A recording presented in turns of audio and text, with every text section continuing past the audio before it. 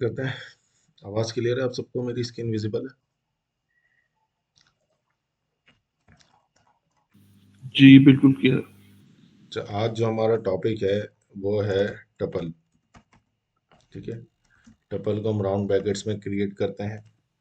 ये भी just part of the data structure है। जिस तरह हमने लिस्ट देखा, डिक्शनरी देखा, सेट देखा, उसी तरह से हमारे पास एक और चीज आती है जिसको हम कहते हैं टपल।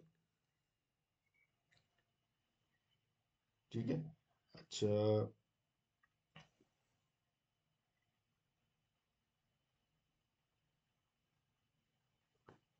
अच्छा, इसमें यह है कि टपल जो है ना, हमारे पास इम्यूटेबल है। अभी तक आपने जितनी चीजें देखी थी, लिस्ट देखी थी, डिक्शनरी देखी थी, और आपने देखा था सेट, तो वो सबके सब थे mutable. Mutable in the sense हम कह रहे थे कि जब हम उसको क्रिएट कर देते तो हम उसमें मजीद एलिमेंट ऐड कर सकते हैं, रिमूव कर सकते हैं, मॉडिफाई कर सकते हैं। लेकिन टपल उनमें से एक ऐसी चीज़ है जिसको हम क्रिएट करने के बाद मॉडिफाई नहीं कर सकते। इसमें एक बार चीज़ लिख दी गई तो लिख दी गई, फिर हम उसको मॉडिफाई नहीं कर सकते, उसको हम चेंज नहीं कर सकते। ठीक है। टपल ऑर्डर्ड है, मतलब इसमें हम इंडेक्स वैल्यू से चीज़ें एक्सेस कर सकते हैं। ठीक है। टपल मल्टीपल डेटा टाइप का डेटा अलाउ करता है। टपल डुप्लीकेट वैल्यूज अलाउ करता है। जिस तरह लिस्ट करती है सारी चीज़ें, वही चीज़ें अलाउ करता है। लेकिन ये मजीद एलिमेंट इसमें ऐड नहीं कर सकते, इसमें से कोई एलिमेंट रिमूव नहीं कर सकते, और इसमें से कोई एलिमेंट मॉडिफाई नहीं कर सकते। ठीक है।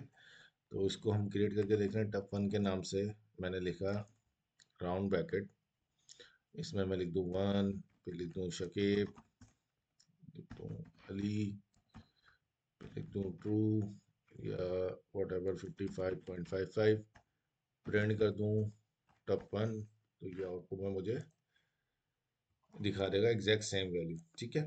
अगर हम इसमें इंडेक्स वैल्यू लगाते हैं उसी तरह स्क्वायर ब्रैकेट करके, अगर मैं जीरो करता हूँ इसको, तो मुझे आउटपुट में वन दे देगा। अगर मैं इंडेक्स वैल्यू वन करता हूँ तो आउटपुट में शकेब दे देगा। तो उसी तरीके जिस तरह इंडेक्स वैल्यू चलती है उसी हिसाब से इसकी भी इंडेक्स वैल्यू चल रही है, स्टार्टिंग फ्रॉम जीरो। ठीक है। इसमें कोई कंफ्यूजन है?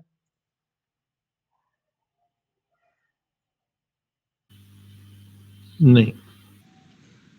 ओके। ठीक है। अब इसके कौन कौन से फंक्शन है ये हम देख लेते हैं। फंक्शन इसमें कुछ ज़्यादा ही नहीं है। इसमें काउंट का एक फंक्शन है जो कि क्या करता है, जिस तरह हमने लिस्ट में देखा था काउंट का फंक्शन, वो हमें काउंट करके बता देगा कि शकीब इस लिस्ट में कितनी बार, टपल में कितनी बार आया हुआ है, 55.55 कितनी बार आया हुआ है, ये काउंट का एक।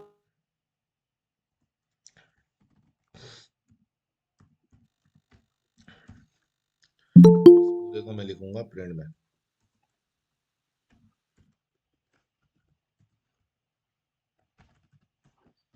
तो मुझे काउंट करके बता देगा इसमें शकीब कितनी बार आया हुआ है, तो उसने बता दिया शकीब एक बार आया हुआ है। अब इसी तरीके से मैं इसको बोलूंगा वन कितनी बार आया हुआ है, तो ये वन भी मुझे बता देगा काउंट करके वन एक बार आया हुआ है। हम एक और बार वन ऐड कर देते हैं यहाँ पे, लिए तो अब बताएगा दो बार आएगा वन। ठीक है। तो इसमें डुप्लीकेट वैल्यूज अलाउ होती हैं, ऑर्डर्ड है, पोजीशन वही है, जिस पोजीशन पे जो चीज़ लिखी गई है वहीं से एक्सेस होगी। इसमें हम इंडेक्स वैल्यू लगा सकते हैं। और जी रिफत, आपको सवाल है? जी मेरा ये सवाल है कि आपने इसको डायरेक्ट क्यों नहीं प्रिंट करवाया टप वन डॉट काउंट करके और उसके बाद फिर प्रिंट। नहीं, वो मैं भूल गया था पहले प्रिंट लगाना, तो मैंने पहले प्रिंट लगा दिया फिर ये लगा दिया। अच्छा, अगर मैं इसको डायरेक्टली लिख दूंगा ना, कंट्रोल सी करके तो यहाँ वो पे, टिक करेगा, प्रिंट नहीं करेगा? वो उसको चला तो देगा लेकिन आउटपुट में आपको नहीं दिखाएगा। नहीं दिखाएगा, ठीक है मैं समझ गया। क्लियर है? इस वजह से मैंने उसको प्रिंट में ये लिखा था कुछ ताकि उसको स्पेशल रीजन होती है कि हम लोग प्रिंट को इस तरह, जी जी। स्पेशल रीजन होती है कि हम प्रिंट को कमांड को हम इस तरह यूज करें कोई? नहीं, स्पेशल रीजन नहीं। जब आप थोड़ा यूज टू हो जाएंगे चीज़ों से, आपको समझ में आ जाएगा कौन सा फंक्शन कब एग्जीक्यूट करना चाहिए, विद प्रिंट करना चाहिए, विदाउट प्रिंट करना चाहिए, ये आपको वक्त के साथ साथ आ जाएगा। अच्छा, आपने अपने लेक्चर्स में ये भी बताया कि जो सेल्फ का जो जब भी आप फंक्शन को एक्सेस करते हैं किसी भी, तो उसके अंदर सेल्फ जब लिखा हुआ होगा दैट मीन्स कि उसके अंदर आपने कोई वैल्यू नहीं डालना। करेक्ट। ठीक है। तो इसके अलावा अगर सेल्फ के साथ कुछ और चीज लिखी हुई है, उसके बारे में थोड़ी-सी रोशनी डाल दीजिएगा कि वो क्यों उसको किस तरह करना है? जैसे कि काउंट के वक़्त आपने समझ किया। आ रही है देखिए, आपको? जी, काउंट लिखा हुआ है, काउंट में लिखा हुआ है सेल्फ, ठीक है। जी, सेल्फ के कॉमा लगा वैल्यू, मतलब हमें काउंट में वैल्यू देनी पड़ेगी, ठीक है, ताकि वो ठीक हो उस गया। वैल्यू को काउंट करके लेके आए। जिस तरह हम यहाँ लिखते हैं काउंट, अब अगर सेल्फ लिखा होता तो मुझे कुछ देनी नहीं पड़ेगी। अब देखिए यहाँ पे हाईलाइट भी कर रहा है ये कि वैल्यू, मतलब यहाँ पे मुझे कोई वैल्यू देनी है जिसको ये काउंट करेगा, ठीक है। वो कॉमा से राइट हो रिलेटेड गया। आपको वहाँ पे चीजें नजर आएंगी, या तो वो बोलेगा की दो, या तो वो बोलेगा वैल्यू दो। अगर डिक्शनरी यूज करे तो समटाइम वो बोलेगा की, वहाँ लिखा होगा की, तो उसका मतलब आपने वहाँ पे की पास करनी है। अगर ठीक हो वहाँ गया। लिखा हो वैल्यू तो मतलब आपने वैल्यू पास करनी है, तो उससे अगर आपको। मैं थोड़ा-सा आगे का सवाल करूँ, बुरा ना माने, जी जी। तो ये जिस ऑब्जेक्ट ओरिएंटेड प्रोग्रामिंग में सेल्फ डॉट कुछ करते हैं, तो एट्रीब्यूट्स को एक्सेस करने के लिए, ये सिर्फ थोड़ा-सा आगे का सवाल है, मैं इसलिए पूछ रहा हूँ, मैं थोड़ी-सी यहाँ पे क्लैरिफिकेशन चाहता हूँ। तो वो भी यही चीज़ है? देखें, वो वाला सेल्फ जो है ना, वो डिनोट करता है मेंबर्स ऑफ द क्लास को। जी, ठीक हो गया, उसमें ठीक चाहे हो। उसका फंक्शन आ जाए, चाहे उसके वेरिएबल्स आ जाए, तो हुँ, वो हुँ। रिप्रेजेंट करता है उनके मेंबर्स को, ठीक है। ओके, ओके, ये चलें वाला मैं। जो सेल्फ है ना, ये डिनोट करता है कि ये जो फंक्शन है, हुँ, इसकी हुँ। जो राउंड अबाउट बॉडी है ना, इसमें हमें कुछ भी नहीं देना, ये खुद ही एग्जीक्यूट होगा, राइट हो गया, राइट, ठीक है। राइट, थैंक यू, इसी थैंक यू। इसका सेल्फ ये रिप्रेजेंट करता है कि खुद से एग्जीक्यूट होगा, इसमें कोई वैल्यू देने की हमें जरूरत नहीं। हाँ, अगर और दूसरा पर्पस इसका सेल्फ का ये भी है कि ये इसका अपना ही फंक्शन है, it's in sense, in sense ये कह सकते हैं आप। Okay, okay. लेकिन आपने जब सर फंक्शन देखना तो जी जी, जी मोहित। सर ये पूछ रहे थे top one dot count function में होता है कि मैं थोड़ा लेट आया हूँ, अभी 5 मिनट लेट आया हूँ तो। Top one dot, count function में क्या होता है? अच्छा मैं बता देता हूँ। अच्छा, काउंट वाले फंक्शन में हम काउंट करते हैं वैल्यूज को, कि मेरे इस टपल में कितनी ये जो वैल्यूज है ये कितनी बार आई हुई है।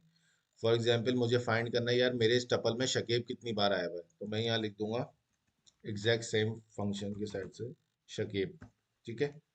और हम इसको लिखते हैं प्रिंट में, ताकि हमें आउटपुट में ये वैल्यू दिखा सके कि इसमें आई कितनी वैल्यू है। तो अब आप, अगर मोबिन मैं आपसे सवाल करूं, इस पूरे टपल में शकीब कितनी बार आया हुआ है? 0 दफा, एक और 0, 1 दफा। एक दफा आया हुआ है ना। अब जब मैं आउटपुट में देखूंगा तो ये मुझे दिखा रहा है एक दफा आया हुआ है। काउंट, उसको काउंट करके बता रहा है इस पूरे टपल में कि शकीब कितनी बार आया हुआ है। अगर मैं आपसे पूछूं वन कितनी बार आया हुआ है, तो आप क्या जवाब दोगे? सर 2। 2 दफा। तो यहाँ पे मैं जब वन दूंगा तो ये मुझे आउटपुट में 2 दे देगा। ये बेसिकली उसको काउंट कर रहा है कि इस टपल में कितनी बार वन आया हुआ है, तो उसने बता दिया 2। सर ये टपल क्या होता है? टपल ये डेटा स्ट्रक्चर है, जस्ट लाइक जैसे लिस्ट है, डिक्शनरी आपने पढ़ी, सेट हमने पढ़ा, उसी तरीके एक पार्ट है टपल का। इसमें हम कलेक्शन ऑफ डेटा स्टोर करते हैं, मल्टीपल डेटा स्टोर करते हैं। समझ में आया? कलेक्शन ऑफ डेटा इसमें स्टोर होती है, लेकिन इसकी खासियत ये है, ये इम्यूटेबल है। ये एक बार जब क्रिएट हो जाता है तो फिर ये मॉडिफाई नहीं होगा। इसका कोई ऐसा फंक्शन नहीं है कि इसमें मैं मजीद कोई एलिमेंट ऐड कर सकूं, या इसमें से कोई चीज रिमूव कर सकूं, या किसी एग्जिस्टिंग वैल्यू को मॉडिफाई कर सकूं। ऐसा कोई रूल अप्लाई नहीं होता इसमें। दैट्स व्हाई ये इम्यूटेबल है। सही है सर। सही है। अच्छा, इसी तरह जिस तरह हमने काउंट का फंक्शन देखा, इसी तरीके से इसका इंडेक्स का फंक्शन है, डॉट इंडेक्स। ये इंडेक्स वाले फंक्शन आप लोगों ने वहां पे भी देखे होंगे लिस्ट में, ठीक है। अब जैसे ही मैंने इंडेक्स वाला हिट करा, डॉट इंडेक्स लिख रहा हूँ, तो देखें यहाँ पे लिखा है सेल्फ और वैल्यू, ठीक है। सेल्फ और वैल्यू मतलब यहाँ हमें कोई वैल्यू भी देनी पड़ेगी इसके साथ। तो अब हम यहाँ इंडेक्स नंबर में वैल्यू देंगे कि भाई इसकी क्या इंडेक्स वैल्यू, तो इसकी इंडेक्स वैल्यू बता देगा मुझे। मैंने लिखा शकीब, आउटपुट में इसने मुझे इसकी इंडेक्स वैल्यू दे दी 1। अगर मैं लिखूं अली, तो अली की इंडेक्स वैल्यू है 2, तो ये मुझे दे देगा 2, ठीक है। समझ में आया? इसमें सिर्फ दो ही फंक्शन थे, काउंट का और इंडेक्स का। यहां तक बात क्लियर है गाइस? जी सर, क्लियर है। अच्छा, यहाँ पे एक सवाल आता है कि भाई कहाँ पे हम टपल यूज करेंगे, टपल का काम कहाँ पे पड़ता है। देखें, प्रोजेक्ट जब हम बना रहे होते हैं तो प्रोजेक्ट की कुछ ना कुछ रिक्वायरमेंट ऐसी होती है जो कि फिक्स होती है, या वैल्यूज ऐसी होती हैं जो कि फिक्स होती हैं, वो कभी चेंज नहीं होती। ठीक है, तो उन सब वैल्यू को हम टपल में स्टोर कर लेते हैं, क्योंकि जब उसने चेंज ही नहीं होना तो हम उसको एक ऐसे वेरिएबल में रख सकते हैं जो कि मॉडिफाई ना हो सके। ठीक है, तो हम उसको टपल में स्टोर कर लेते हैं। या हम अपना टेबल बना रहे होते हैं डेटाबेस का, उस टेबल में कोई ऑप्शंस हमें देने होते हैं। अब वो ऑप्शन 3 या 4 ही होंगे, उसके अलावा कोई भी नहीं होगा। मिसाल के तौर पे 4 ही ऑप्शन है, या समझो मैं एक जेंडर का कॉलम बना रहा हूँ, उसमें मैं 2 ऑप्शन दे रहा हूँ, मेल या फीमेल। सही है। अब वो मेल और फीमेल को मैं टपल में डाल देता हूँ। क्यों? क्योंकि वो फिक्स रहेंगे, मेल और फीमेल, उनमें से कोई एक ऑप्शन सिलेक्ट होगा, उसके अलावा कोई भी चीज़ उसमें ऐड ऑन नहीं होगी, तो हम वहाँ पे टपल यूज़ कर लेते हैं। इन शॉर्ट, जहाँ भी हमें स्टैटिक वैल्यूज चाहिए हो फिक्स, ठीक है, कि मतलब एक बार क्रिएट कर दें तो उसको हम मॉडिफाई ना करें, तो हम उसको टपल में सेव करवा लेते हैं। अब इसको हम डेटा लूप से भी एक्सेस कर सकते हैं, for item in tub one. तो मतलब इसमें आएगा तो वो रैंडम डेटा ही ना, जैसे लिस्ट में था। रैंडम डेटा नहीं आएगा, जो मतलब हाँ, रॉ डेटा आप कह सकते हैं, जो यस सर। डिपेंड ना हो किसी चीज पे। ठीक। अब यहाँ पे मैं लिख दूं प्रिंट आइटम, तो ये मुझे आइटम दे देगा। ठीक है, 1 बाय 1 करके सारा है, पहले 1, फिर शगे, फिर अली, फिर 55, फिर 1। ठीक है, इस तरीके से कि सारे आइटम एक्सेसिबल हो जाएंगे। अच्छा, कल मैंने एक चीज बताई थी कि हम टपल को लिस्ट में, लिस्ट को टपल में, सेट को टपल में, सेट को लिस्ट में कन्वर्ट कर सकते हैं। तो अभी हम उसकी प्रैक्टिस देखते हैं। अब यहाँ पे जो एक अनएथिकल वे, लेकिन है, लोग यूज करते हैं कि टपल को अगर मॉडिफाई करना हो तो कैसे करेंगे, क्योंकि हमारे पास बजाय तो कोई ऑप्शन नहीं है। सही है, कोई फंक्शन भी ऐसा नहीं है जिसको हम यूज करते हुए टपल को मॉडिफाई कर सकें। ऐसा ही है ना गाइस? Yes sir. तो हम सबसे पहले क्या करते हैं, टपल को लिस्ट में कन्वर्ट कर देते हैं। अब इसको कैसे कन्वर्ट करते हैं, पहले मैं एक लिस्ट बनाता हूँ जिसका नाम दे देता हूँ लिस्ट 1। ठीक है, इक्वल टू, अब मुझे किस वेरिएबल को लिस्ट में कन्वर्ट करना है ये बताएं गाइस। किस वेरिएबल को लिस्ट में कन्वर्ट करना है मुझे सर गाइस? टपल 1 को। टपल 1 को। टपल। अगर मुझे लिस्ट में कन्वर्ट करना है तो मुझे पहले लिस्ट का कंस्ट्रक्टर कॉल करना पड़ेगा, लिस्ट राउंड ब्रैकेट, और राउंड ब्रैकेट में उस वेरिएबल का नाम देना पड़ेगा जिसको मुझे। अच्छा देखें, यहाँ पे जैसे मैंने लिस्ट लिख के राउंड ब्रैकेट लगा, ऊपर क्या चीज लिखी हुई आ रही है? इटरेबल। इटरेबल। ये क्या चीज होंगी? आइटरेबल में हमारे पास क्या क्या ऑप्शन आ सकते हैं? हमारे पास लिस्ट आ सकती है, सेट आ सकता है, टपल आ सकता है, ठीक है, डिक्शनरी भी आ सकती है। ये आइटरेबल्स है, ठीक है, जिसमें एक से ज्यादा वैल्यू सेव हो सके, उसको हम आइटरेबल्स कहते हैं। तो यही चार हैं, तो इन चारों में से हम कोई भी चीज दे सकते हैं, लेकिन डिक्शनरी यहाँ पे नहीं, एक्सेप्टेबल नहीं होगी। वो इसलिए नहीं होगी क्योंकि डिक्शनरी एक की वैल्यू पेयर है। अब की वैल्यू पेयर को लिस्ट में कैसे कन्वर्ट कर सकते हैं? नहीं कर सकते ना। तो इसलिए इसमें वो चीज देखते हैं जो कि कन्वर्ट हो सके। जैसे टपल है, टपल हर वैल्यू सेपरेट है। सेट है, सेट में हर वैल्यू सेपरेट है। लिस्ट है, लिस्ट में हर वैल्यू सेपरेट है। तो इनको उसी फॉर्मेट में हम कन्वर्ट कर सकते हैं। तो मुझे इसको लिस्ट में कन्वर्ट करना है, तो मैंने लिखा लिस्ट, और यहाँ अपने वेरिएबल का नाम दे दिया जिसको कन्वर्ट करना है। उसके बाद मैं प्रिंट करवा देता हूँ लिस्ट 1। आपके सामने पूरी लिस्ट आ जाएगी जो कि टपल की। ये देखिए, लिस्ट आ गई, स्क्वायर ब्रैकेट्स में आ गई ये। अगर मैं बोलूं भाई इस टपल को सेट में कन्वर्ट करना है, फिर क्या करना पड़ेगा गाइस? सर वैसे सेट लिख देंगे इंस्ट्रक्शन में। करेक्ट, यहाँ वेरिएबल दे देंगे, जैसे सेट 1 दे दिया मैंने उसका नाम, और यहाँ हम सेट लिखेंगे, और सेट के साथ वही वेरिएबल कॉल कर देंगे जिसको हमें सेट में कन्वर्ट करना है। अब सेट की फंक्शनलिटी आप लोगों को पता है, सेट डुप्लीकेट वैल्यू अलाउ नहीं करता। ऐसा ही है ना? Yes sir. अब यहाँ यस पे सर। 1 2 बार आ रहा है, तो यहाँ पे सेट में एक बार आ रहा होगा। ये देखिए, नीचे वाला सेट है, इसमें 1 देखें एक बार आ रहा है, और लिस्ट में देखें 2 बार आ रहा है। जो कल मैं बात बता रहा था ना कि हम सम टाइम ऐसी रिक्वायरमेंट आती है, लिस्ट में बहुत सारी चीजें रिपीट हो रही होती हैं, तो हम उसको कन्वर्ट कर देते हैं सेट में, ताकि वो मुझे फिल्टर करके सॉर्ट करके सिंगल वैल्यूज दिखाए सिर्फ, ताकि फिर मैं उस पर कोई ना कोई एक्शन परफॉर्म कर सकूं। तो वो इसी तरीके से होता है कि किसी भी लिस्ट को मैं सेट में कन्वर्ट कर दूं। जैसे ही लिस्ट वन बनाइए, अब मैं यहाँ लिस्ट वन का नाम दे देता तो वो सेट में कन्वर्ट हो जाता। जब सेट में कन्वर्ट हो जाता वो, तो मेरे पास फिल्टर होकर चीज मिलती। जब फिल्टर होकर चीज मिलती तो उस सेट को दोबारा मैं लिस्ट बना देता, तो मेरे पास फिल्टर होकर चीजें आती। समझ में आ रहा है टपल को लिस्ट में, लिस्ट को सेट में, या टपल को सेट में किस तरीके से कन्वर्ट कर सकते हैं? Bye there constructor. ये उनका कहते हैं कंस्ट्रक्टर है, जी जिससे सर। हम सेट बनाते हैं, जिससे हम लिस्ट बनाते हैं। तो अभी बता मैं ये रहा था कि मैंने पहले लिस्ट में उसको कन्वर्ट कर लिया। अब जब लिस्ट में कन्वर्ट कर लिया तो लिस्ट की सारी फंक्शनलिटी मेरे पास आ गई।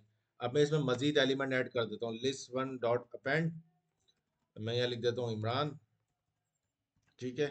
फिर मैं एक और ऐड कर देता हूँ, लिस्ट वन डॉट अपेंड, मैं यहाँ लिख देता हूँ रिफत, ठीक है। ये दो वैल्यू मुझे ऐड करनी थी, मैंने ऐड करी। और इसमें से रिमूव भी करनी है तो वो भी कर देता हूँ, लिस्ट वन डॉट रिमूव। मुझे क्या रिमूव करना है? वन रिमूव करना है, मैं रिमूव भी कर देता हूँ। उसके बाद मैं प्रिंट करता हूँ लिस्ट वन, देखता हूँ मेरा आउटपुट सही आ रहा है। मेरे पास सही आउटपुट बिल्कुल सही आ रहा है। इसमें रिफत भी ऐड हो गया, इमरान भी ऐड हो गया, वन भी है, शकीब भी है, अली भी है, 55.5। अब मेरी ये सही हो गई बिल्कुल, जो वैल्यू मुझे ऐड करनी थी वो भी ऐड हो गई। अब मैं इसको दोबारा टपल बना लेता हूँ। अब मैं क्या करूँगा, उसी नाम से सेम वेरिएबल बनाऊंगा जिससे बना हुआ था, टप वन इक्वल टू टपल। और अब टपल मुझे किसको बनाना है? किस वेरिएबल को टपल बनाऊंगा गाइस? लिस्ट वन को। लिस्ट वन को, करेक्ट। अब मैं उसके बाद जब मैं प्रिंट करता हूँ टप वन, तो अब मेरे पास टप वन आ जाएगा उसी फॉर्म। ये देखो, ये टपल बन गया, ये लिस्ट बनी थी। अब इसमें वैल्यूज ऐड हो गई, जो इमरान मैंने ऐड करा था लिस्ट बना के, रिफत ऐड करा था लिस्ट बना के, वो भी मेरे पास आ गई। सर चीज पूछनी है जी, सर, हमने टप वन इसके आगे टपल क्यों लिखा है? टप वन क्यों नहीं दोबारा लिखा? ये टपल जो है ये कंस्ट्रक्टर है जो कि बताएगा कि टपल बनाना है, जी और सर। किसको बनाना है वो राउंड ब्रैकेट में हम डालेंगे। जिस तरह हमने यहाँ पे लिखा ना लिस्ट, तो इसका मतलब मैं लिस्ट बनाने जा रहा हूँ। यहाँ टपल लिखा, इसका मतलब मैं टपल बनाने जा रहा हूँ। किसको? लिस्ट वन को। सर इस तरह हम डिक्शनरी का कह रहे तो हमें पूरा नाम डिक्शनरी लिखनी पड़ेगी। DICT लिखते हैं उसके लिए, पूरा नहीं लिखते पूरा नहीं लिखते, शॉर्ट फॉर्म ही लिखते हैं। सर। हम टपल की जगह टप वन लिखे तो एरर देगा। टप वन तो वेरिएबल है ना, उसको पता ही नहीं चलेगा टप वन का करना क्या है। जो फंक्शन है हम वो यूज करेंगे ना। अगर मुझे लिस्ट बनाना है तो मैं लिस्ट वाला फंक्शन यूज करूंगा, अगर मुझे सेट बनाना है तो मैं सेट वाला फंक्शन यूज करूंगा, ठीक है।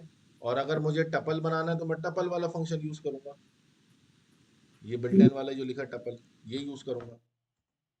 टप वन तो मेरा वेरिएबल है, वेरिएबल को मैं क्या बनाऊंगा? मुझे उस वेरिएबल को कन्वर्ट करना है टपल में। तो जिसमें कन्वर्ट करना है पहले उसका नाम, जैसे याद है हम इंटीजर को, स्ट्रिंग को इंटीजर में करते थे, इंटीजर को फ्लोट में करते थे। तो जिस नंबर को इंटीजर में करना होता उससे पहले हम इंटीजर लिखते थे और ब्रैकेट में उसका वैल्यू वेरिएबल देते थे जिसको हमें कन्वर्ट करना है या फ्लोट में करना है। ये उसी तरीके से है कि अगर मुझे लिस्ट वन को टपल बनाना है तो पहले मैं लिख रहा हूँ टपल, और उसको ब्रैकेट में मैंने दे दिया वेरिएबल का नाम, जिस वेरिएबल को मुझे टपल बनाना है, और उसको एक नए वेरिएबल में मैंने सेव कर लिया। ठीक है, जी सर। क्लियर हुआ गाइस? जी सर। मतलब ये मॉडिफिकेशन के लिए हमने कंस्ट्रक्टर्स का इस्तेमाल किया, कुछ चीज अपेंड करने के लिए, उसको रिमूव करने के लिए। आप इस कंस्ट्रक्टर को खाली मॉडिफिकेशन के लिए हम लोग यूज नहीं करते। इस कंस्ट्रक्टर हम यूज करते हैं कोई भी चीज क्रिएट करने के लिए, सही है। अगर मुझे कोई लिस्ट क्रिएट करनी है तब भी मैं इस तरीके से कर सकता हूँ। मुझे कोई लेकिन टपल क्रिएट लेकिन करनी शुकेब भाई, पहले से ही टप वन क्रिएटेड तो था ही।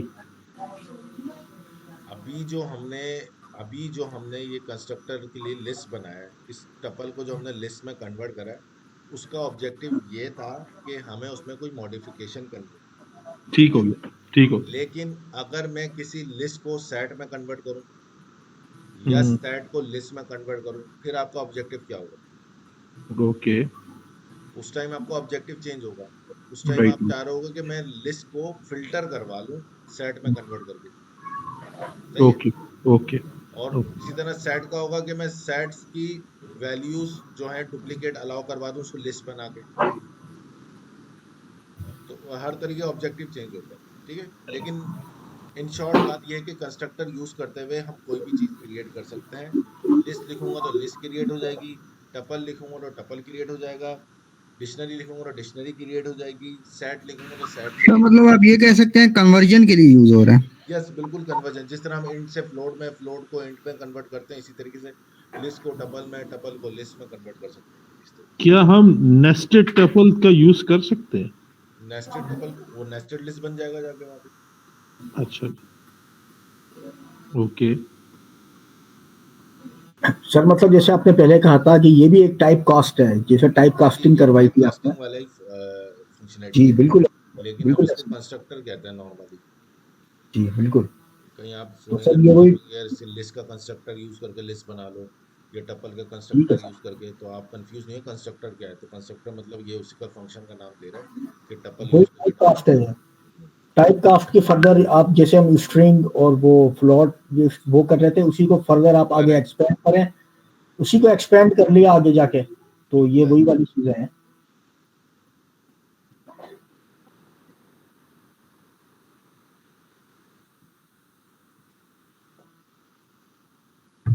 ठीक है। अच्छा, अब हमारी सारी चीजें कंप्लीट हो गई हैं डेटा स्ट्रक्चर की, जो थी लिस्ट, डिक्शनरी, सेट और टपल। इन चारों में कोई कंफ्यूजन है? नहीं। तो सर सर ये टपल का एक बार यूज बता दें। टपल हम वहां पे यूज करते हैं जहां हमें वैल्यूज फिक्स रखनी हो, कि भाई एक बार जब मैंने वैल्यू दे दी तो बस यही रहेगी, ये चेंज नहीं होगी। ठीक है। इसमें हम नॉर्मली कंपनी का टाइटल, कि कंपनी का टाइटल एक ही होता है, कंपनी का जो नाम होता है, या एनटीएन नंबर हो गया, या आपका एनआईसी नंबर हो गया, जो कि कभी चेंज नहीं होता। तो इस टाइप की चीजें जो कि फिक्स रहती हैं, जो पूरे प्रोजेक्ट की आपने फिक्स रखनी है, उनको आप टपल में डाल के स्टोर करा सकते ठीक है सर। हो। ठीक है। लेकिन अगर आपका कोई ऐसा सिनेरियो है कि जहाँ वैल्यूज ऐड भी करोगे, रिमूव भी करोगे, तो वहां पे टपल लगाओगे आप? नहीं सर। वहां आप टपल नहीं लगाओगे। ये चीज डिपेंड करती है डेवलपर पे, कि डेवलपर कौन सी अप्रोच यूज करता है। सही है ना। तो पहले आपने रिक्वायरमेंट समझनी है कि रिक्वायरमेंट में ऐसा है कि इसमें मजीद एलिमेंट ऐड करने हैं। तो जब ऐड ही करने हैं तो मैं क्यों जबरदस्ती में टपल में बनाऊं उसको? मैं बनाऊंगा ही लिस्ट में, कि जिसमें मैं इजीली आराम से ऐड कर सकूं, रिमूव कर सकूं। ठीक है। और अगर मेरी रिक्वायरमेंट ऐसी है कि भाई जो बस यही चीज़ है, इसके ना आगे होगी ना पीछे होगी, फिक्स है, तो फिर मैं बोलूंगा भाई इसको टपल में डाल देता है। जब ये है ही फिक्स तो जरूरत ही क्या है? सर अगर लेकिन अगर फिक्स भी है तो हम उसे लिस्ट में भी तो बना सकते हैं। बिल्कुल आप बना सकते हो। ये तो मैं आपको बता रहा हूँ कि स्टोरेज के पॉइंट क्या क्या है हमारे पास, कि आप टपल भी। लेकिन गलती के चांसेस हो सकते हैं, अ, कई चीज़ें ऐड हो जाएं, रिमूव हो जाएं, कहीं आपने टपल के साथ ऐड का फंक्शन। वैसे तो अब टपल जब आप यूज़ कर लोगे तो आप रिस्ट्रिक्टेड हो जाओगे, कि आप उसमें फंक्शन है ही नहीं कि आप उसको ऐड और रिमूव वाला फंक्शन लगा सको। लेकिन अगर आप लिस्ट लगाओगे तो आप अनरिस्ट्रिक्टेड रहोगे, आप वहाँ पे ऐड का फंक्शन भी कहीं लगा सकते हो।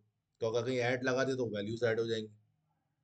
गलती के चांसेस हो सकते हैं जब बंदा प्रोजेक्ट बना रहा होता है।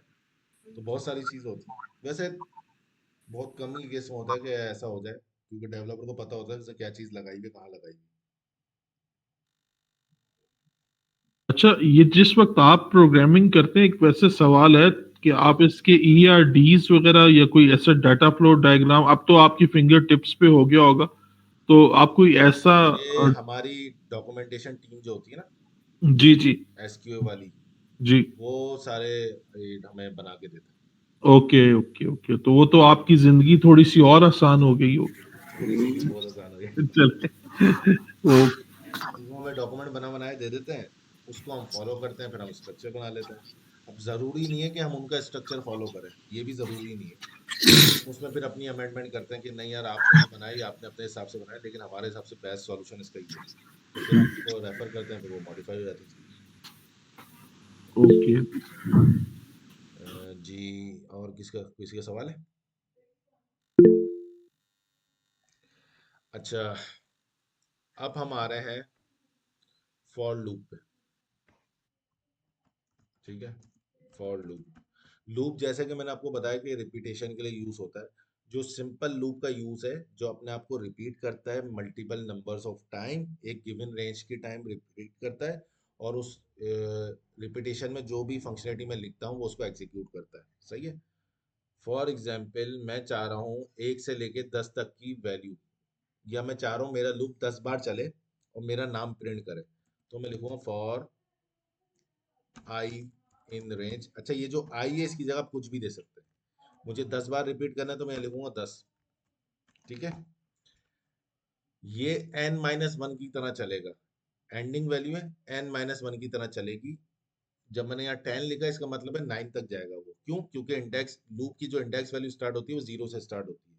सही है। अब मैं यहाँ करता हूँ प्रिंट आई। अब जैसे ही मैं आई करूंगा तो 0 से लेके 9 तक की वैल्यू आपके पास आ जाएगी। ये देखिए 0, 1 और टिल 9, ठीक है। तो इसको आप टोटल काउंट करेंगे 10 वैल्यूज होंगी, मतलब 10 बार मेरा लूप चला है। यहाँ तक बात क्लियर है। अब लूप जब चला, लूप के अंदर मैंने लिखा हुआ क्या था, मैंने बोला बस प्रिंट कर दो आई, जो भी आई की वैल्यू बन रही है वो दे दो। अब आप देख रहे हैं हर बारी में आई की वैल्यू 1 का इंक्रीमेंट हो रहा है। 0 से 1, 1 से 2, 2 से 3, 3 से 4, 5 से 6, 7, 8, 9। इसी तरह आप लोग जो उसमें लगाते हैं वेरिएबल्स पे, तो वो भी इसी तरीके से चलता है। पहले 0 इंडेक्स की वैल्यू, फिर उसके बाद 1 इंडेक्स की वैल्यू, फिर 2 इंडेक्स की वैल्यू, इसी तरीके से वैल्यू चेंज करता रहता है उसकी। यहाँ तक ये बात क्लियर है। Yes sir. अब जी अब मैं लूप को यूज करना चाह रहा हूँ, 2 का टेबल मुझे प्रिंट करना है, या कोई भी टेबल में प्रिंट करना चाह रहा हूँ। मैं लूप यूज करना चाह रहा हूँ जिसमें मैं टेबल प्रिंट कर सकूं। सही है। तो टेबल की जो स्टार्टिंग वैल्यू यूज होती है, किससे यूज होती है? 0 से तो नहीं होती, 1 से यूज होती है। जैसे मैं लिखूं 2 1 जा 2, ऐसा ही है ना। Yes sir. तो यहाँ मैं लगाऊंगा पहले स्टार्टिंग वैल्यू कि 1 से, मतलब इंडेक्स वैल्यू 1 से स्टार्ट करना, और 10। अब 10 तक जाना तो मुझे इसको क्या देना पड़ेगा? सर 11 करना पड़ेगा। 11 देना पड़ेगा, करेक्ट। ठीक है। अब मुझे 2 का टेबल प्रिंट करना है, तो मैंने f का फंक्शन लगाया यहाँ पे। 2 मल्टीप्लाई बाय आई आई की जो भी वैल्यू आएगी वो, equal to i multiply by 2। ठीक है। इसको मैंने चलाया, ये मुझे 2 का टेबल प्रिंट करके दे देगा। ये देखें 2 1 जा 2, 2 2 जा 4, 2 3 जा 6, 2 4 जा 8, 2 5 जा 10, 2 6 जा 12, 7 8 9 10। देख रहे हैं आप लोग गाइस? यस एक ही सर, लाइन यस में सर। पूरा 2 का टेबल प्रिंट हो गया।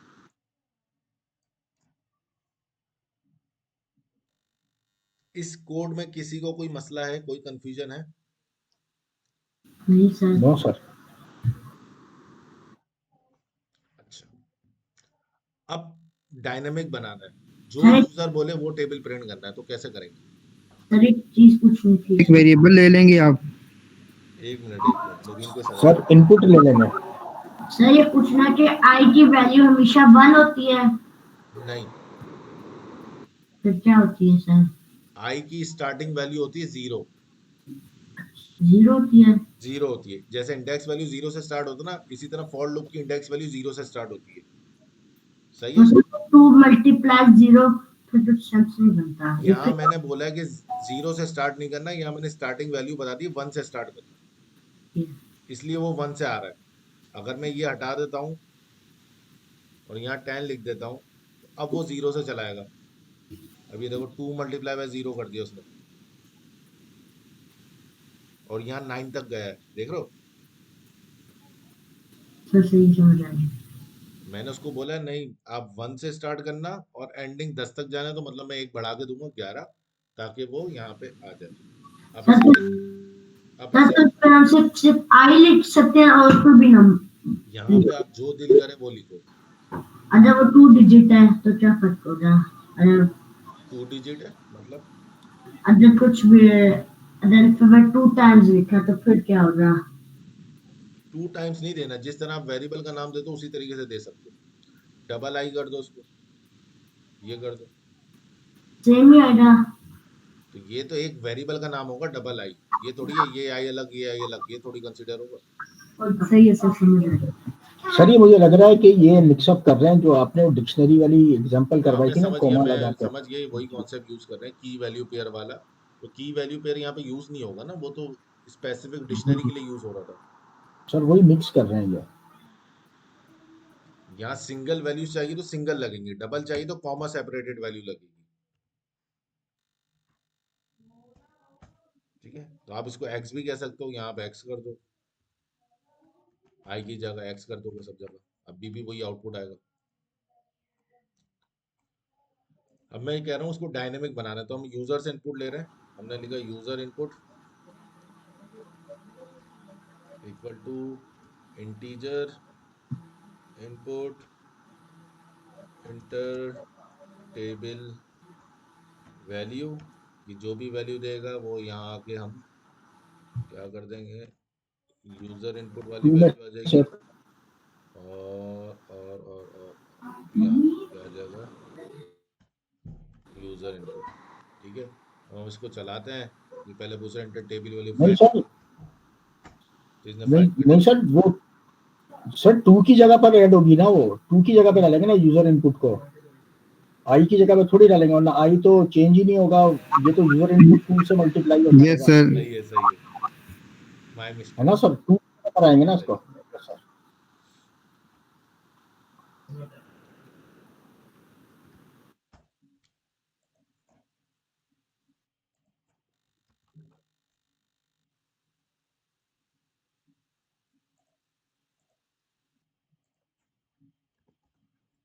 तो ये 5 का टेबल प्रिंट हो गया, सही है। दूसरी बार चलाया मैंने 11 का टेबल प्रिंट करना है, तो 11 का टेबल प्रिंट हो गया। तीसरी बार चलाया मैंने 17 का टेबल प्रिंट करना है, 17 का टेबल प्रिंट हो गया। तो देखिए कितना आसान हो गया आपके लिए कोड, एक लाइन में समझे, आपका पूरा टेबल प्रिंट करके दे रहा है वो।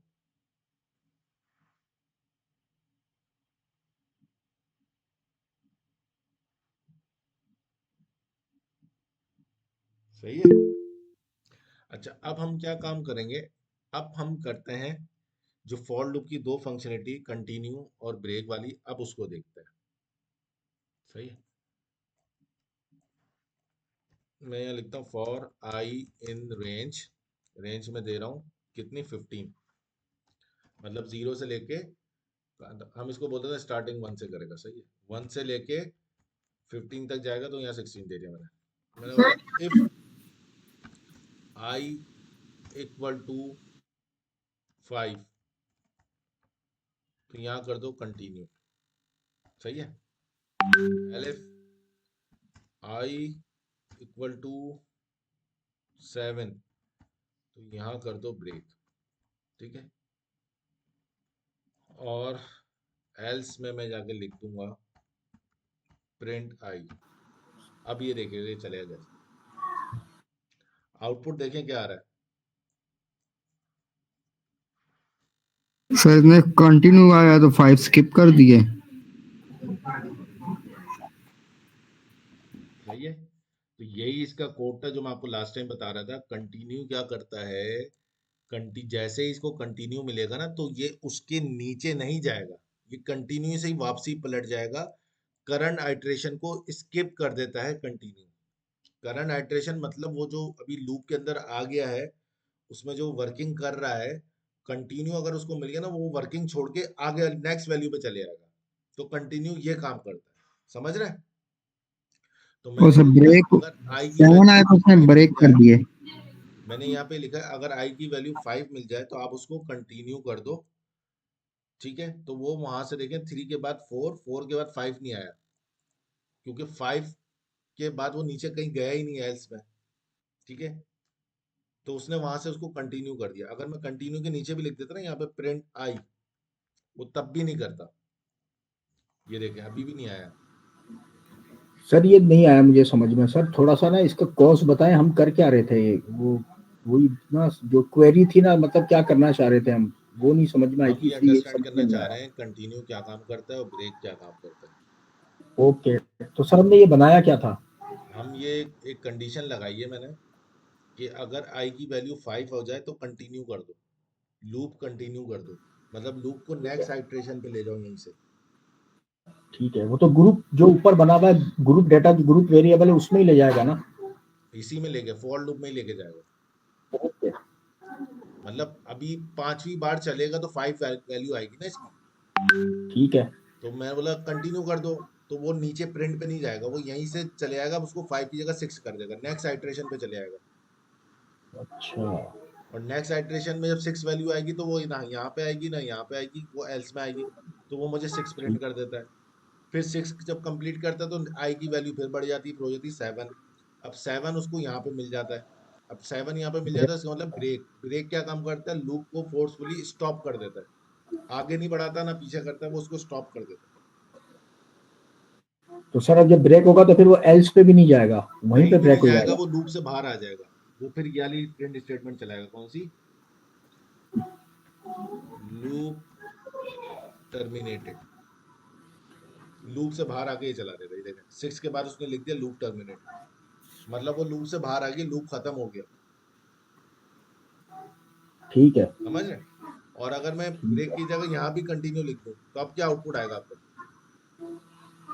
वो 7 को छोड़ के ऊपर चला जाएगा। 7 को छोड़ के आगे बढ़ जाएगा।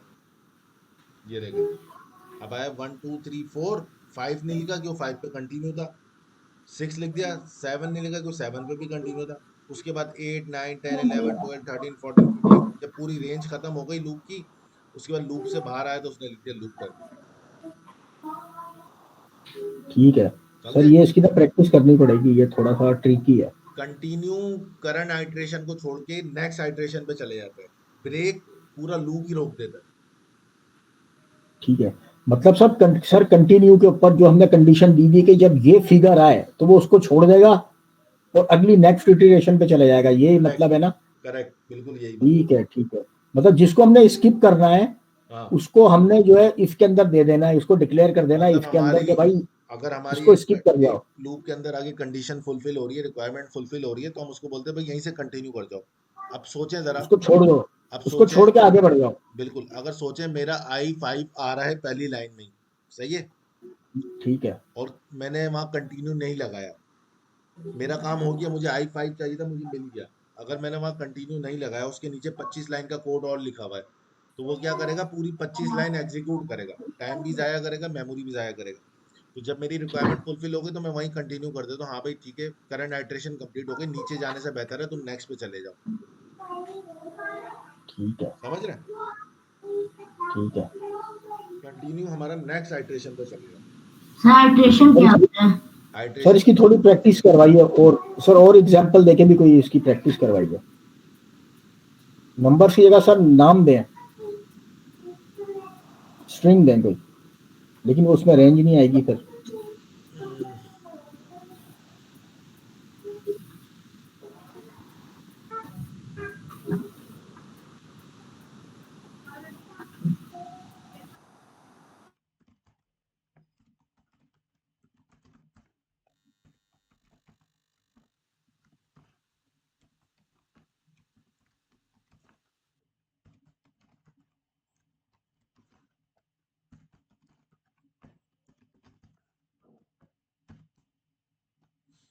ये मेरे पास एक लिस्ट है, मैं इसके ऊपर लूप लगा रहा हूँ। For item in list 1 if item equal to Shakeb हो, तो मैं चाह रहा हूँ शकेब वाला स्किप कर दो, तो मैं लिख दूंगा कंटिन्यू। सही है। एल इफ मैं लिख रहा हूँ आइटम इक्वल टू हारिस हो, मैं चाह रहा हूँ हारिस पे मैं अपना लूप रोक दूँ, उसके आगे जाए ना, तो मैं यहाँ लिख दूंगा ब्रेक। सही है। और अगर इसके अलावा कोई और आती है तो वो सबका सब प्रिंट हो जाए, तो मैं यहाँ सिंपल लिख दूंगा प्रिंट आइटम। तो देखें, पहले अली आया, पहली वैल्यू अली आ गई, दूसरी वैल्यू सैयद आ गई। अब जैसे तीसरी वैल्यू शकेब है, उस पर मैंने कंटिन्यू लगाया हुआ, शकेब पे कंटिन्यू लगा, तो शकेब आउटपुट में नहीं आया, वो शकेब को इग्नोर कर गया। ठीक सही है। है। आप चाहे ठीक तो है। कंटिन्यू के नीचे प्रिंट लगा के देखें, प्रिंट आइटम, तब भी नहीं करेगा आपको प्रिंट। सही है। ठीक है। वो वहीं से वापसी पलट के नेक्स्ट वैल्यू पे चले गया, तो नेक्स्ट वैल्यू उसको मिली रिफर, तो उसने रिफर प्रिंट कर दिया। उसकी नेक्स्ट वैल्यू मिली मुबीन, तो उसने मुबीन प्रिंट कर दिया। उसकी नेक्स्ट वैल्यू मिली हारिस, तो मैंने हारिस पे एक आगे। कंडीशन बनाई हुई है कि अगर आइटम की वैल्यू हारिस हो तो ब्रेक कर दो, लूप मेरा रोक दो ठीक है। फोर्सफुली। ओके हारिस को उसने रोक दिया, ना हारिस उसने प्रिंट करा, ना हारिस के बाद वाली उसने प्रिंट करी, क्योंकि वो लूप खत्म हो गया। ठीक है सर एक चीज पूछनी है, जी सर एक चीज पूछनी है। पूछो पूछो। सर जो आइटम की जगह अगर हम एक्स लिख रहे तब भी वर्क करेगा? तब भी वर्क करेगा, यहाँ एक्स कर दो, जहाँ जहाँ आइटम लिखा सबको एक्स कर दो। सर लिस्ट वन में अगर हमने वो लिखे नंबर तो तब भी वर्क करेगा? लिस्ट वन में क्या लिखा हो? अगर अगर ये स्ट्रिंग की जगह अगर हमने इंटीजर लिखा हो? हाँ तो फिर कंडीशन चेंज करनी पड़ेगी ना। अभी तो मैंने जो ये कंडीशन बनाई है उस हिसाब से बनाई है, इसमें ये वैल्यू है। अगर आप अगर 1 2 3 4 5 नंबर की कंडीशन हो तो चलेगा? क्या हो वो? अगर नंबर्स की कंडीशन हो? बिल्कुल चलेगा। अगर मैं यहाँ दे देता हूँ फॉर एग्जांपल, बीच में कहीं दे देता हूँ कोई नंबर 20 दे दिया तो सही है, तो मैं यहाँ बोल देता हूँ भाई 20 मुझे नहीं चाहिए, तो मैं यहाँ दूंगा नंबर वाली condition, if x equal to 20। तो अब देखें 20 नहीं आया, शगेब आ गया, शगेब के बाद ही 20 थे ना, तो 20 आउटपुट में नहीं आया। सर समझ आ रही। सही है। सर आज का काम हमारा हो गया।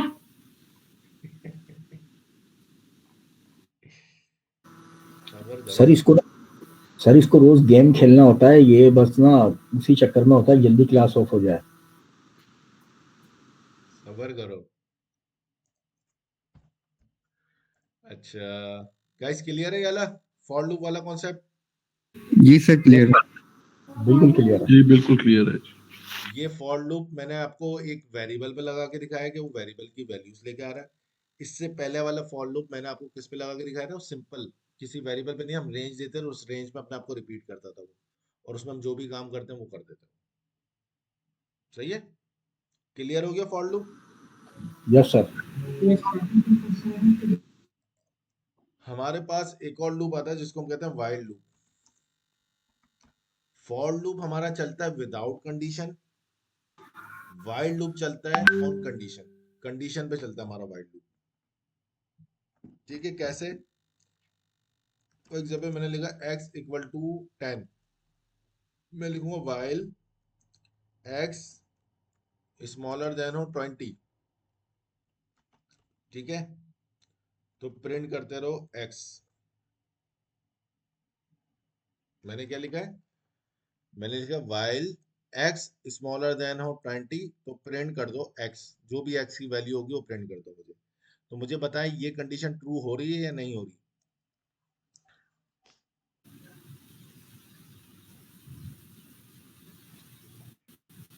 Guys, ट्रू है। सर हो रही है। क्योंकि x जो है वो 10 है और 10 स्मॉलर देन है 20, बिल्कुल सही है, ट्रू है। तो जब तक इसको ये कंडीशन ट्रू मिलती रहेगी तब तक ये लूप चलता रहेगा अनलिमिटेड टाइम तक। मैं इसको चला के दिखाता हूँ, ये देखें चला ही जा रहा है, चला ही जा रहा है, रुकेगा ही नहीं है। लाखों सर रुपए एक चीज होगा ये। सर अगर हम एक्स का वेरिएबल ना बनाए, सीधा एक्स की सर जगह इसमें आप वो एक्स को चेंज करवा ही नहीं रहे तो फिर उसने बढ़ते ही रहना। अब हम इसमें क्या कर देंगे, x को इंक्रीमेंट करवा देंगे, x प्लस 1, क्योंकि हर लूप में x की एक वैल्यू में 1 प्लस कर दूंगा।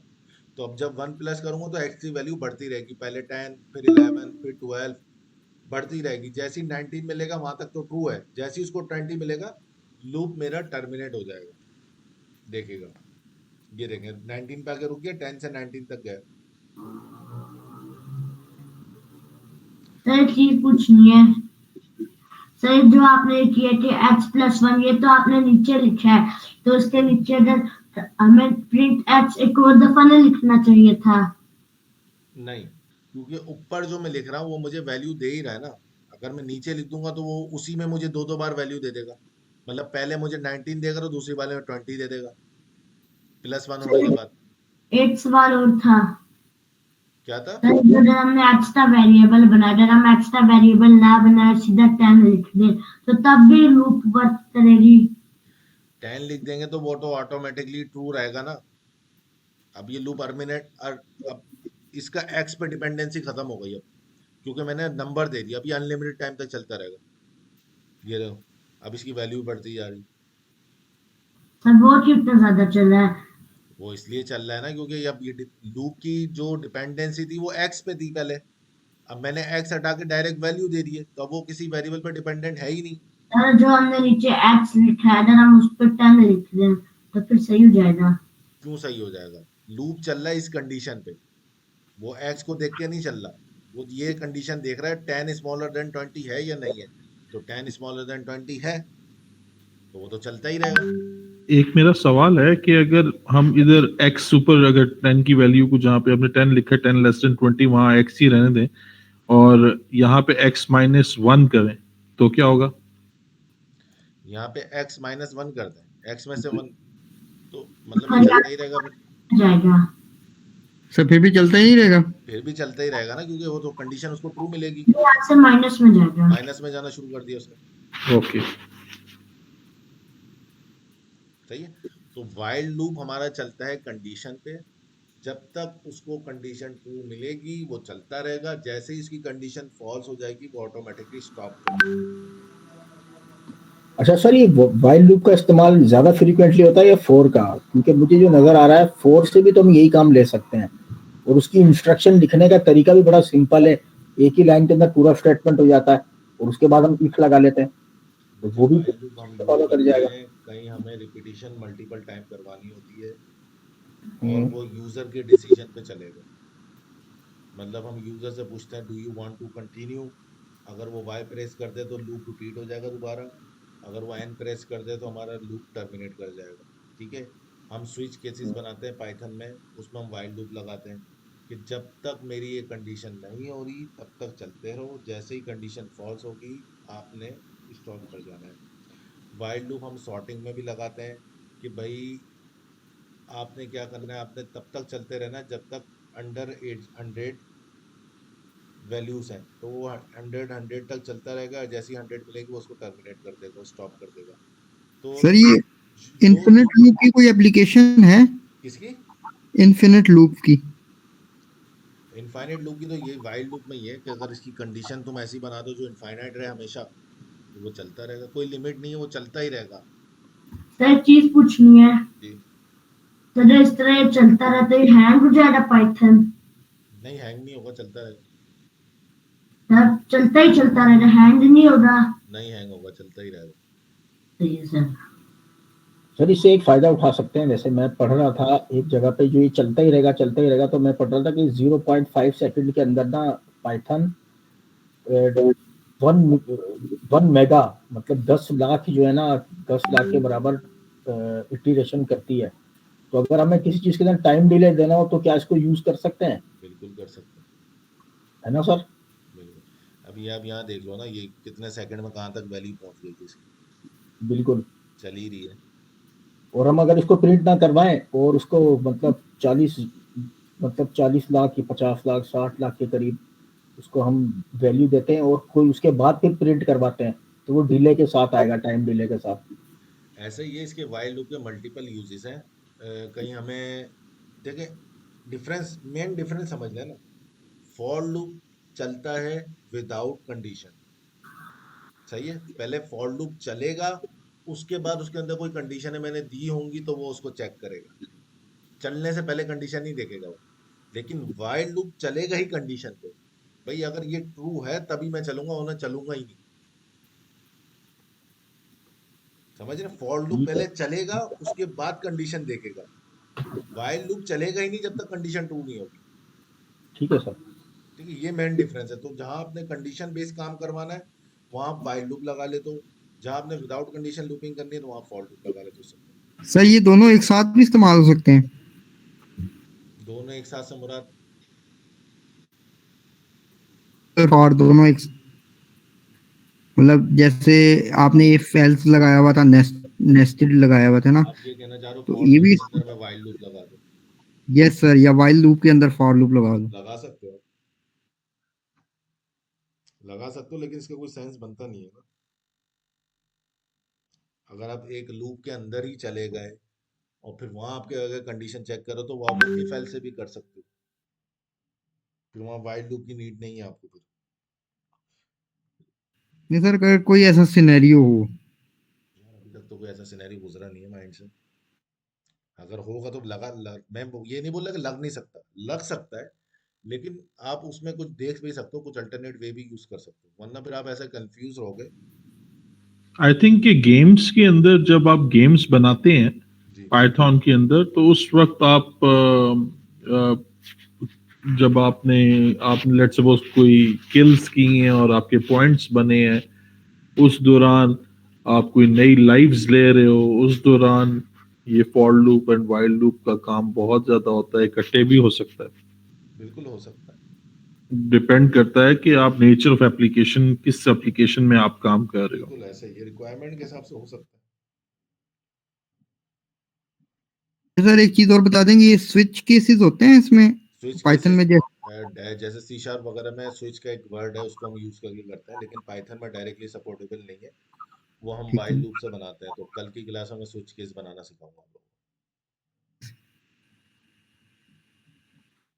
ठीक है, ओके ओके सर। और कोई सवाल है? सर, ये वाइल की एक दो काइंडली थोड़ी सी ना एक प्रैक्टिस करवाइए, और कोई एक सी एग्जांपल दें वाइल की। मैं कल वाइल करवाऊंगा ना, तो थोड़ा आपको सा एग्जाम्पल समझ में आ जाएगी। जो मैं स्विच केसेस बनाऊंगा ना, तो आपको उसकी एग्जाम्पल ठीक समझ है, में आ जाएगी कि आप यूज कहाँ कर रहे हैं वाइल। ठीक है सर, ठीक है, ऑब्जेक्ट ओरिएंटेड प्रोग्रामिंग के भी हम उसमें यूज करते हैं इसको, बहुत सारी जगह पे यूज करते ठीक है सर। इसके लिखने का जो स्ट्रक्चर है ना, वो थोड़ा सा वो मुश्किल है। ऊपर पहले इसमें वेरिएबल डिक्लेयर करो, फोर वाले में तो एक ही लाइन में आ रहा था। फिर इसमें नीचे स्टेटमेंट दो, जो कंडीशन दो, फिर जो ऐड कराने वाली है वो सबसे हैं। लास्ट में दो। सिंटेक्स डिफरेंट है ना, वाइल के साथ कंडीशन देते हैं। तो जब तक आप कंडीशन नहीं बनाओगे तो वाइल लूप का काम ही कोई नहीं है। हर ठीक है चीज का सर, एक पर्पस अलग अलग है ना, सिंटेक्स अलग अलग है, स्ट्रक्चर अलग अलग है, बिल्कुल ऐसे ही, तो उसको हम बिल्कुल फॉलो ऐसे करना ही। पड़ता है। ठीक है, कल मैं इंशाल्लाह एक दो एग्जांपल करवा दूंगा वाइल लूप की, ताकि आपको और क्लियर हो जाए चीज़। ठीक है गाइस। सर कल एक नेस्टेड की एग्जांपल भी करवा दीजिएगा। फॉर लूप में भी नेस्टेड करवाऊंगा, वाइल में भी। ठीक है सर, वाइल में ओके। नेस्टेड नॉर्मली हम लगाते नहीं है, लेकिन देख चेक करता ओके सर। है। ओके अच्छा सर, आपसे एक बात पूछनी थी। जी। सर वो असाइनमेंट तो मैंने बना ली थी, आपको सेंड करना भूल गया। सर उसके अंदर